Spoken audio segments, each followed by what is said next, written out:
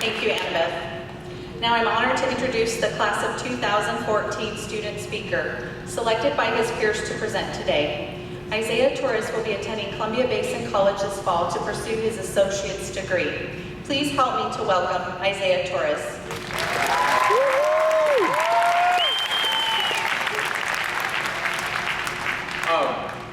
Before I start, and if you see Mr. Rodkey getting worried, it's because it's not in the script. I want to say, I was never the kid who enjoyed school. In fact, in elementary school, I hated it. I hated school. You would have to drag me kicking and screaming to get to school daily.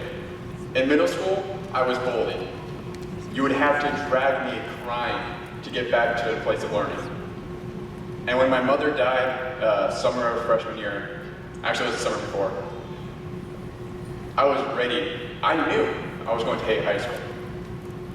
I had every excuse to.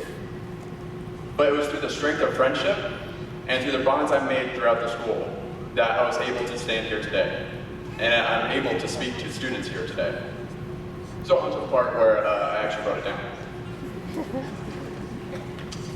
Almost every high school graduation starts off with, or ends with, and as I look out here today, I see doctors, lawyers, scientists, people that will save the world we live in.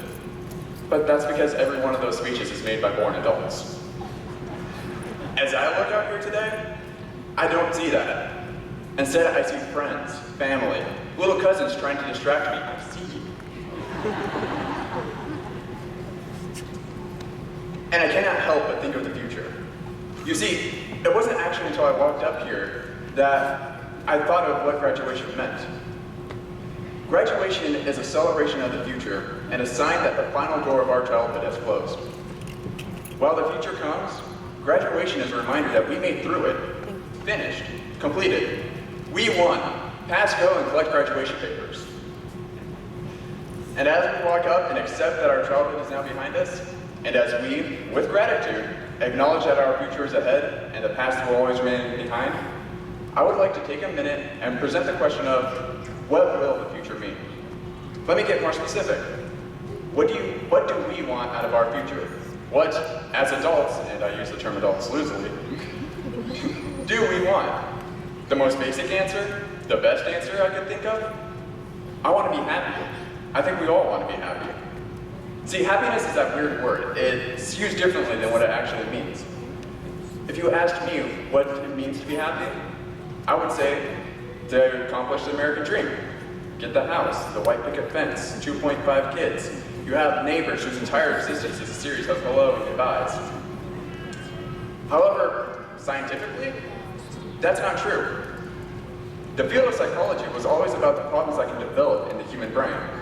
However, it was only recently that the same people who are trying to fix depression asked the question, what makes us happy? To put a lot of words and junk and theories that I don't understand into words I do understand, we can put it down into basic percentages. You see, 50% of what your daily happiness rate is based off your genetics, so sorry.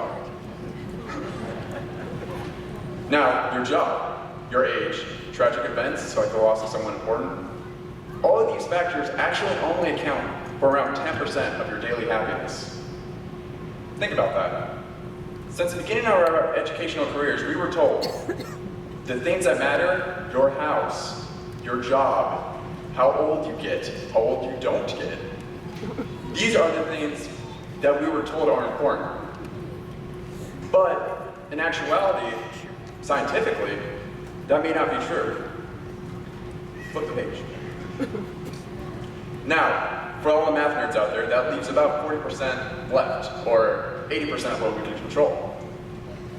And it took the smartest people imaginable, psychologists, neurologists, literal brain surgeons, to figure out that 80% what you can control to be happy, the secret to happiness is to do things that make you happy.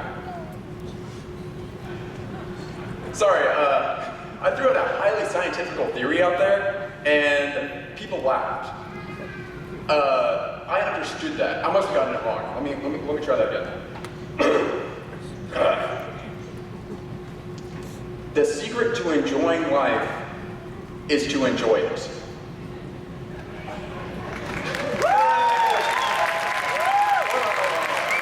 You don't get out that easy. That's the kicker though, isn't it? Sometimes in life, the most complicated problems often have the simplest solutions. So, as I start to end this, as we all start to get excited as I gets to leave, every high school speech will tell you to follow your dreams, to become successful. And that's good advice, as it makes the most practical sense. However, as students who are turning into their own masters, who are turning to masters of their own destinies, and as one of those students myself, I say, do the things you enjoy doing. Figure out what you want to do and become the best at it. It's not easy. If it were, everyone would do it.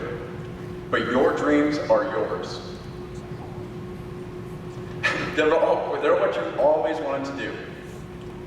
What you always wished you could do. The only person that's stopping you now is you. And it's up to you to make it work. Honestly, I didn't like that. The actual part where people clapped, that was way more impressive. Now, in order to fix this, in order to remedy this, I've decided to put a compilation of the Braveheart, Independence Day, and Pacific Rim speeches transformed to fit our graduation. This is the part you should record. Today, at the edge of our hope, at the end of our time, we have chosen not only to believe in ourselves, but in each other. Today there is not a man nor woman in here that shall stand alone. Mankind. That word should have a new meaning for all of us today. We cannot be consumed by our petty differences anymore. We will be united in our common interests. Perhaps it's fate that today is our graduation. And you will once again be fighting for our freedom. Not from tyranny or oppression or persecution, but from education. And in your dying beds many years from now, you will whisper the words we speak here today. You'll whisper that our teachers may have taken our banana suits, but they will never take away our graduation. Thank you.